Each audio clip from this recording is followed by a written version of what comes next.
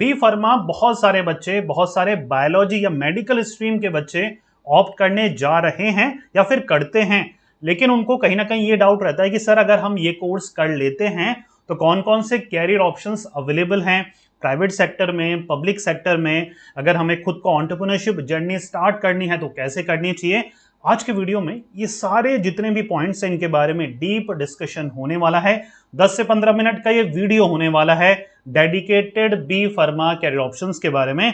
One by one discuss करने वाले हैं 10 ऐसे बेहतरीन कैरियर ऑप्शन जो कि आप बी फार्मा अगर ऑप्ट करने जा रहे हैं, ये कोर्स को करने जा रहे हैं, तो इससे इंपॉर्टेंट वीडियो मुझे नहीं लगता आपके लिए हो सकता है। चलिए वन बाय वन स्टार्ट करते हैं। सबसे पहला पॉइंट जिससे हम इस वीडियो की स्टार्टिंग कर रहे हैं वो है फार्मास्यूटिकल मैन्युफैक्चरिंग यूनिट। अच्छा, शुरुआती पॉइंट में ही मैं आपको समझाने वाला हूं कि आप अपनी एंटरप्रेन्योरशिप जर्नी मतलब खुद का ही बिजनेस सेटअप कर सकते हैं। जैसे ही आप बी फार्मा या फिर एम फार्मा जैसे कोर्सेज करते हैं वो आपको एक स्पेसिफिक पीसीआई लाइसेंस प्रोवाइड कराती है जिसके थ्रू आप खुद का ही मैन्युफैक्चरिंग फर्म या फिर खुद की ही फार्मास्यूटिकल कंपनी या अपनी शॉप वगैरह आप स्टैब्लिश कर सकें। तो कहीं ना कहीं अगर आप शुरुआत से ही रिक्वायर्ड कैपिटल है, आपके पास पैसा है, फाइनेंशियल बैकग्राउंड थोड़ा सा स्ट्रांग है, तो आप खुद का ही फार्मास्यूटिकल मैन्युफैक्चरिंग यूनिट भी ओपन कर सकते हो। और इसमें सबसे ज्यादा पैसा है, 10 से 20 लाख रुपए पर एनम तक आप अर्न कर सकते हैं फार्मास्यूटिकल मैन्युफैक्चरिंग यूनिट के थ्रू। राइट, इसमें थोड़ा सा कैपिटल रिक्वायर्ड होता है, लेकिन जैसे मैंने बताया पहले से ही फाइनेंशियल अगर आप स्ट्रांग है तो सबसे पहला यही फैक्टर कंसीडर कर सकते हैं। नहीं तो 4 से 5 साल प्राइवेट सेक्टर में जॉब करिए या फिर पब्लिक सेक्टर में जॉब करिए और साइड बाय साइड आप इस बिजनेस की प्लानिंग भी कर सकते हैं। सेकेंड ऑप्शन बात करेंगे, ये ऑब्वियस ऑप्शन है, बहुत सारे बच्चों का कहीं ना कहीं फार्मा के कोर्सेज करने का। डी फार्मा हो सकता है, बी फार्मा हो सकता है।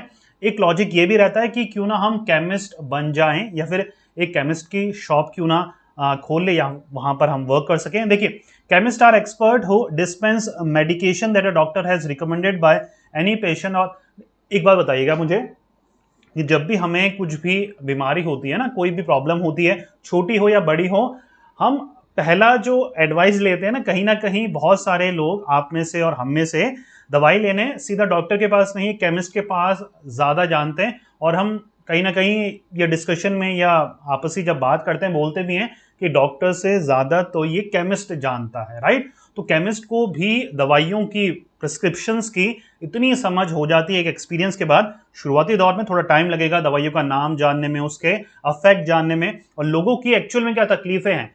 1 से 2 साल के आपके एक्सपीरियंस में आपको ये रियलाइज हो जाएगा कि यार मेजोरिटी ऑफ द लोगों की तो यही तकलीफें होती है, तो उससे रिलेटेड ही आप अपने स्टॉक रखते हैं और बहुत अच्छा चलता है। केमिस्ट वगैरह की शॉप्स वगैरह काफी अच्छा चलती है और ये बिगिनिंग लेवल पे है। मैं ये नहीं कह रहा कि आप केमिस्ट की शॉप खोलें और जिंदगी भर 50 साल के लिए एज अ केमिस्ट में ही वर्क करते रहे, नहीं। इनिशियल स्टेज में ये कोई बुरी जॉब नहीं है। रदर देन कि आप घर में बैठकर इस कोर्स को कोसें, उससे कहीं बेटर है कि आप मंथली 20 से 25 हजार एज अ केमिस्ट के थ्रू भी कमा सकते हैं। क्लियर हो पा रहा है बच्चा? देखिए, यहां पर हम रियलिटी के बेसिस पे बातें करेंगे। यहां पर मैं आपको सपने नहीं दिखाऊंगा कि आप 2 लाख 3 लाख पर मंथ से ही कोई भी जॉब पकड़ो इतने सैलरी मिल जाएगी, नहीं, वो पॉसिबल नहीं है, क्योंकि यहां पर कॉम्पिटिशन बहुत है। सिर्फ आप अकेले अगर बी फार्मा कोर्स करते तो हो सकता था आप महीने के 10 लाख तक भी कमा सकते थे, लेकिन आप जैसे लाखों बच्चे और भी करते हैं, इसलिए कॉम्पिटिशन काफी ज्यादा टफ है। Third option, food and drug inspector. अच्छा, एक कॉमन जो टर्म रहती है ना, जो सबसे पॉपुलर है, वो ड्रग इंस्पेक्टर की है। काम क्या करता है देखिए, food and drug inspector carry out inspection of facility where food, medication and related consumer goods are produce. जहां पर ये चीजें ना प्रोड्यूस होती है, फूड जो कंज्यूम हो रहे हैं या फिर मेडिकेशन जो फार्मास्यूटिकल जो दवाइयां बनती है, जिस जगह बनती है, जिस इंग्रेडिएंट वगैरह से बनती है, वो सारी चीजों का टेस्ट वगैरह करना।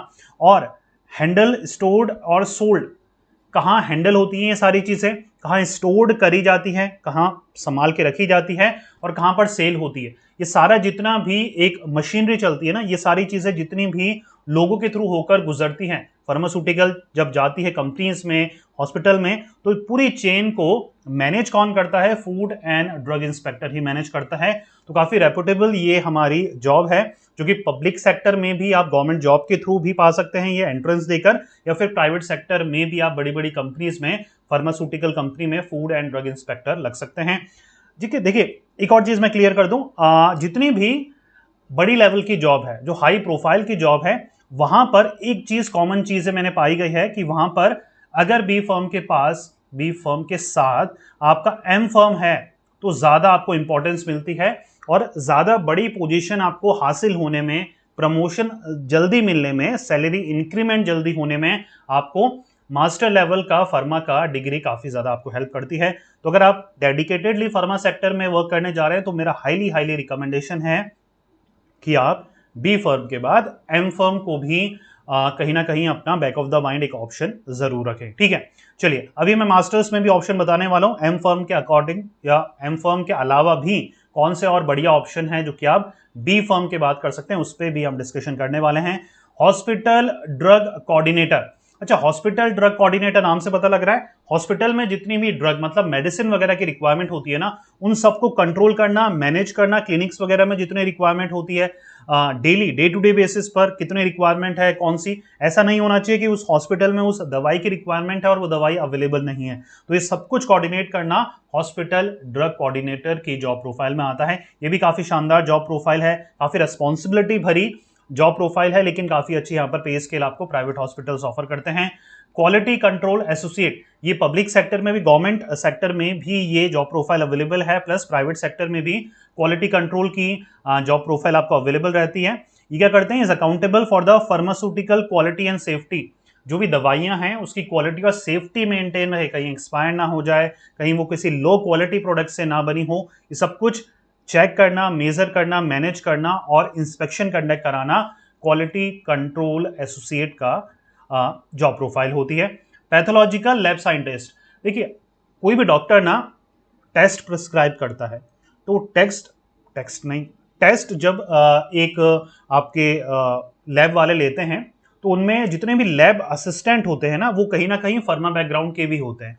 तो जब वो लैब वर्क होता है, lab work in the sense है कि जब आपसे आपका ब्लड लिया जाता है तो उसकी टेस्टिंग वगैरह जितने भी करते हैं, तो जितने भी रिएक्शन वगैरह, वो केमिकल रिएक्शन वगैरह टेस्ट करते हैं, वो सारी चीजें एक फर्मा का ग्रेजुएट ही करता है। तो कहीं ना कहीं technician at medical and pathology laboratory conduct clinical test on samples of biological fluids and tissues to learn about patient condition और द रीजन फॉर डेथ। अगर कोई पेशेंट इल है तो उसका रीजन जानता है, किस वजह से ये हो रहा है, टेस्ट वगैरह में क्या फाइंडिंग वगैरह है, प्लस अगर वो डेथ होती है तो उसका रीजन फाइंड आउट करता है। तो पैथोलॉजिकल लैब साइंटिस्ट की प्रोफाइल में भी आप वर्क कर सकते हैं। R&D, रिसर्च एंड डेवलपमेंट, काफी फेमस ये प्रोफाइल है। अच्छा, R&D साइंटिस्ट क्या करते हैं, क्योंकि इनको R&D साइंटिस्ट, रिसर्च में अगर आप जा रहे हैं तो एक मास्टर्स डिग्री जरूर रिक्वायर्ड है। Understand chemistry and biology, conduct animal and human trials, right reports on medical finding, evaluate existing medication, develop better formulas. तो कहीं ना कहीं मेडिसिन के इफेक्टिवनेस को कैसे बेटर बनाना है, स्क्रैच से बिल्कुल वर्क करते हैं, रिसर्च करते हैं, फाइंड आउट करते हैं, टेस्ट करते हैं, ट्रायल करते हैं। देखिए साइंटिस्ट का तो काम ही यही होता है कि डिफरेंट डिफरेंट ट्रायल्स कर कर जो बेस्ट पॉसिबल सॉल्यूशन हो वो फार्मा इंडस्ट्री को प्रोवाइड कराना, वो ह्यूमन बीइंग को प्रोवाइड कराना, ताकि उनके लाइफ स्पैन को इंप्रूव हो सके। ठीक है, next one in our list is बच्चा मेडिकल राइटर आप बन सकते हैं। अगर आप कहीं ना कहीं आपकी रिटर्न इंग्लिश अच्छी है और कहीं ना कहीं आपको लैंग्वेज में पकड़ है, तो you can work as a medical writer, जहां पर आप ट्रांसलेट करते हैं ड्रग ट्रायल्स, साइंटिफिक रिसर्च और clinical data for use in regulatory presentation, medical journal, और कहीं ना कहीं आप जो न्यूज वगैरह में राइटर्स होते हैं, मेडिकल जो स्पेसिफिक न्यूज आती है, मेडिकल जर्नल जो होते हैं, उनमें आप राइट कर सकते हैं। नहीं तो आप कहीं ना कहीं डिस्ट्रीब्यूशन टू प्रोफेशनल ऑडियंस, जो भी आर्टिकल्स या वैसे वेबसाइट होती है जहां पर वो मेडिकल इंफॉर्मेशन प्रोवाइड कराती है, तो उसमें भी आप एज अ राइटर वर्क कर सकते हो। जैसे मैंने आपको पहले बताया, आपको एक अच्छी राइटिंग स्किल होना यहाँ पर कंपलसरी है, वर्ड्स की समझ होना आपको कंपलसरी है, सब्जेक्ट नॉलेज एक्सपर्टीज होना यहाँ पर बहुत ज़्यादा जरूरी है। Next one is clinical researcher, आप क्लिनिकल रिसर्चर भी वर्क कर सकते हैं। आप क्या करते हैं, is involve in all the stages of research process including formulation, testing. R&D जितने भी साइंटिस्ट होते हैं ना, उनके साथ एक क्लिनिकल रिसर्चर भी उनके साथ होता है, जो उनको सपोर्ट वर्क प्रोवाइड कराता है, जितनी भी टेस्टिंग वगैरह, डॉक्यूमेंटेशन वगैरह होती है, ट्रायल एंड एरर होते हैं, जितनी भी फाइंडिंग्स वगैरह होती है, डाटा एनालिटिक्स वगैरह करते हैं, तो क्लिनिकल रिसर्चर ही वो सारी चीजें करते हैं। अच्छा, मेडिकल रिप्रेजेंटेटिव, मार्केटिंग जितनी भी हमारी जॉब्स होती हैं, जिसको आप मैनेजमेंट की डिग्री बी फार्मा के बाद हासिल कर सकते हैं, उनमें MR बहुत फेमस है, मार्केटिंग रिप्रेजेंटेटिव। आपने देखा होगा ना कि बहुत सारे जो फेमस डॉक्टर्स होते हैं उनके पास कहीं ना कहीं एक प्रोफेशनल्स आते हैं, बैग टगा रहता है उनके पीछे, राइट, काफ़ी मोटा वो बैग होता है, और वो बातचीत करते हैं डॉक्टर्स को, एक उनके पास कार्ड होता है, वो दवाइयाँ बताते हैं, नई दवाइयाँ जो उनकी कंपनीज ने नई लॉन्च करी है। दवाइयाँ देखकर जो डॉक्टर होता है वो प्रेस्क्राइब करता है कि ये चाहिए, ये नहीं चाहिए। तो मेडिकल रिप्रेजेंटेटिव का वर्क होता है, जिस कंपनी के साथ वो जुड़े हैं उस कंपनी के जितने भी लेटेस्ट फार्मास्यूटिकल्स आए हैं, जितनी भी मेडिसिन आई है, दवाइयाँ आई हैं, प्रिस्क्रिप्शंस आए हैं, वो डॉक्टर्स के पास जाएं, उनसे रिकमेंडेशन लें और फिर अपनी कंपनी को आगे बताएं। तो आप MR की प्रोफाइल में भी वर्क कर सकते हैं और काफ़ी डिसेंट अर्न यहाँ पर भी आप कर सकते हैं। चलिए आप बात कर लेते हैं हायर एजुकेशन में क्या करें। कई में से आप में से बच्चे, कई में से आप में से बच्चे नहीं, बहुत सारे आप में से बच्चे बी फार्मा के बाद आगे भी पढ़ना चाहते हैं, डायरेक्टली इंडस्ट्री में नहीं उतरना चाहते, जॉब में नहीं उतरना चाहते। गवर्नमेंट जॉब्स भी बहुत सारी यहाँ पर अवेलेबल हैं, हर साल कहीं ना कहीं रिक्रूटमेंट आता है। आपने रेलवे में रेलवे अप्रेंटाइज की जॉब निकलती है या रेलवे फार्मास्यूटिकल्स की जॉब निकलती है, उनमें भी आप अप्लाई कर सकते हैं। ये वेरियस प्रोफाइल में ही कहीं ना कहीं वो रिक्रूटमेंट कंडक्ट करा जाता है। चलिए बी फार्मा के बाद आप PGDM कर सकते हैं फार्मेसी से। मास्टर ऑफ फार्मेसी भी एक मास्टर लेवल की डिग्री होती है। उसके बाद MSc फार्मास्यूटिकल केमिस्ट्री से, या फिर MBA इन फार्मास्यूटिकल मैनेजमेंट। अगर आप किसी कॉर्पोरेट का हिस्सा बनना चाहते हैं, मैनेजमेंट फर्म का हिस्सा बनना चाहते हैं, या फिर marketing specific sales and marketing वगैरह प्रोफाइल में वर्क करना चाहते हैं, तो वहां पर जितने भी प्रोफेशनल्स होते हैं ज़्यादातर उन्होंने MBA फार्मास्यूटिकल मैनेजमेंट से करा होता है। तो ये हायर स्टडी ऑप्शन है हमारे पास बी फार्मा के बाद। देखिए बच्चा, बी फार्मा अच्छी जगह से करना बहुत ज़्यादा ज़रूरी है। अच्छी जगह से करेंगे तो बहुत सारे 90% आपके चांसेस हो जाएंगे कि आपको ये जॉब सर्च करने की ज़रूरत नहीं पड़ेगी। आपको अपनी फाइनल ईयर से पहले ही जितनी भी फार्मास्यूटिकल अच्छी कंपनीज है वो हायर कर लेती है। अगर आप अच्छे टॉप 10 अगर बी फार्मा कॉलेजेस से भी अगर आप अपना बी फार्मा करते हैं तो आपके 90% से ज़्यादा प्लेस्ड होने के चांसेस हैं। इफ इन केस नहीं हो पाता है तो आपको अपनी इंडिविजुअल कैपेसिटी के अकॉर्डिंग जॉब सर्च करनी पड़ेगी, या फिर आपको एम फर्म करना पड़ेगा। एम फर्म के अलग अलग आपके GPAT वगैरह एंट्रेंस होते हैं, अगर एंट्रेंस देके करते हैं तो अच्छे कॉलेजेस में मिलते हैं। प्लस आपको कहीं ना कहीं ग्रांट भी, गवर्नमेंट ग्रांट भी मिलती है, जैसे आपको पता है 12,000 के नियर अबाउट आपको अपना एम फार्मा करने की ग्रांट मिलती है GPAT के थ्रू।